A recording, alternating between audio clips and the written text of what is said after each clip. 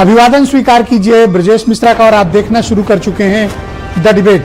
बहनों भाइयों, इन दिनों उत्तर प्रदेश में 2027 की लड़ाई मुद्दे पर नहीं बल्कि जाति और धर्म के नाम पर आ गई है और उसमें से भी कुछ खतरनाक संकेत ऐसे मिल रहे हैं जो लव जिहाद के साथ आतंकवादी कनेक्शन तक से जुड़ते दिखाई और प्रतीत हो रहे हैं। ये मसले बहुत चिंताजनक हैं क्योंकि इस प्रदेश में मुद्दों की राजनीति होनी चाहिए, जन समस्याओं की राजनीति होनी चाहिए, लेकिन यहाँ जिस प्रकार से टेरर एक्टिविटीज से लेकर धर्म और जाति के आधार पर मसले निकलकर सामने आ रहे हैं वो समाज को एक चिंता की तरफ धकेल रहे हैं।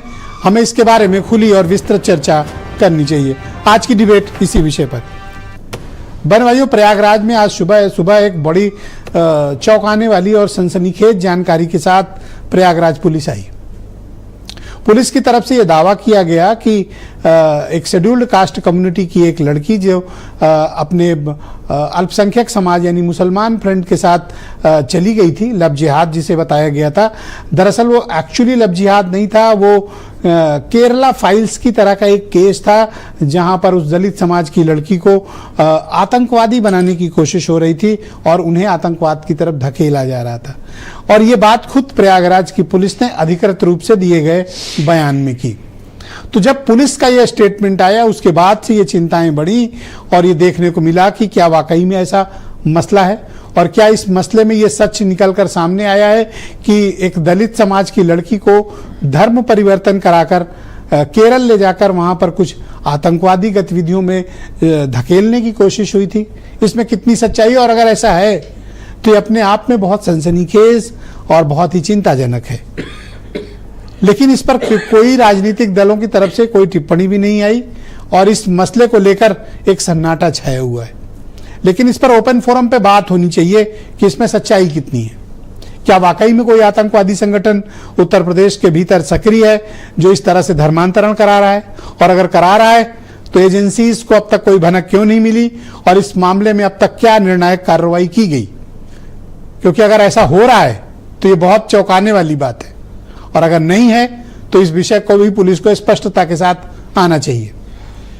लेकिन इन दिनों आपने देखा होगा कि मुजफ्फरनगर में भी कुछ विषय चल रहे हैं जहां पर पैंट उतरवाकर धर्म देखा जा रहा है, पूछा जा रहा है, दुकानों की तलाशी हो रही है और वहां कुछ हिंदू संगठन छापे मार रहे हैं और ये चेक कर रहे हैं कि वहां मुसलमान है या हिंदू की दुकान है। पैंट उतरवाकर धर्म की पहचान।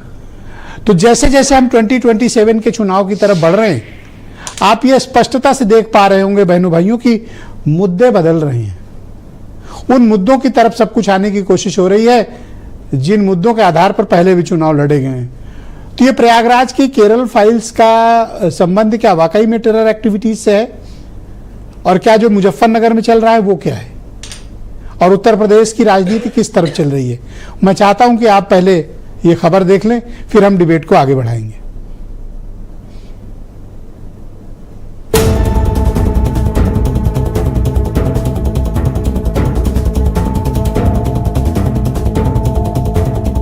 क्या प्रयागराज की धरती से कोई बड़ी साजिश रची जा रही है? 15 साल की एक दलित लड़की जो यूपी के एक छोटे से गांव की रहने वाली है, उसे रातों रात कैसे जिहादियों ने अपने गैंग में शामिल करने की कोशिश की, ये खुलासा होश उड़ा देने वाला है। 8 मई को वो लड़की शादी समारोह में शामिल होने गई थी, पर उसे कैसे रातों रात दिल्ली और फिर केरल पहुंचा दिया जाता है। वहाँ कुछ लोग उसका माइंड वॉश करने की कोशिश करते हैं। ये सब जानना इसलिए भी जरूरी है ताकि आप समझ सके कि जो दलितों के हितैषी होने का दावा करते हैं वो कैसे इनके नाम पर सिर्फ अपना चेहरा और अपनी सियासत चमका रहे हैं। चंद्रशेखर ब्राह्मण बनाम पाल की सियासत तो करते हैं, वहाँ जाने की भी कोशिश करते हैं और उनके समर्थक जमकर उत्पात मचाते हैं, पर दूसरी तरफ इस घटना पर उतने मुखर नहीं होते। मायावती से लेकर तमाम विपक्षी नेता शायद ही इस पर अपनी तीखी जुबान खोले, पर यह देश की सुरक्षा से जुड़ा मामला है, इसलिए पुलिस हर एंगल से इसकी जांच में जुटी हुई है। जो बयान लिए गए सबसे पहले क्योंकि काफी ट्रॉमेटिक इंसिडेंट उसके साथ में रहा, तो पहले उसको काउंसिल करके काउंसिल किया गया और उससे जो जानकारी जुटाई गई या अन्य आदमियों के माध्यम से, व्यक्तियों के माध्यम से जो बातचीत हुई, तो उसको वहां पे जाकर के जो लगा उनकी गतिविधियों से कि वो एंटी नेशनल एक्टिविटीज में ये गैंग इन्वॉल्व, जिसके पश्चात वहां उसकी तरह से वहां से छूट करके वहां से भागी। पुलिस ने दोनों आरोपियों को गिरफ्तार कर लिया। पीड़िता की मां ने 28 जून को इसकी शिकायत दी और 30 जून को बच्ची के बरामद होने की खबर सामने आती है। ऐसा लालच ले गई, उसके बाद वहाँ कहे चलो तुम वो इस्लामिया बनाएंगे, वहाँ पैसा भी मिलेगा, लेके गए तो वहाँ से कैब ने जो है टिकट कटवा करके केलर के लिए बैठा दिया गाड़ी पे, और कैब ने वापस चला, वो केलर चली गई। वहाँ आतंकवादियों के कमरा था। हमारी लड़की चंगुल से लेकर करके वो स्टेशन भाग गई। उन्हें टिकट कटाया दरस्ता ने, उसके बाद ले गए दिल्ली पहुंच गई। दिल्ली से केरला गई। केरला से हमारे लगे फोन आया था, तो बोली कि अम्मी हमको पकड़ा है, आओ छुड़ा लो। तो आए, हम पुलिस की इतला दिए थे, पुलिस ने छुड़ा के ले आया हमारी लड़की। तो सवाल उठता है कि क्या यूपी को केरल और बंगाल बनाने की साजिश रची जा रही है, जिसे लेकर योगी आदित्यनाथ ने 10 फरवरी 2022 को ही कह दिया था कि हम यूपी को केरल बंगाल नहीं बनने देंगे।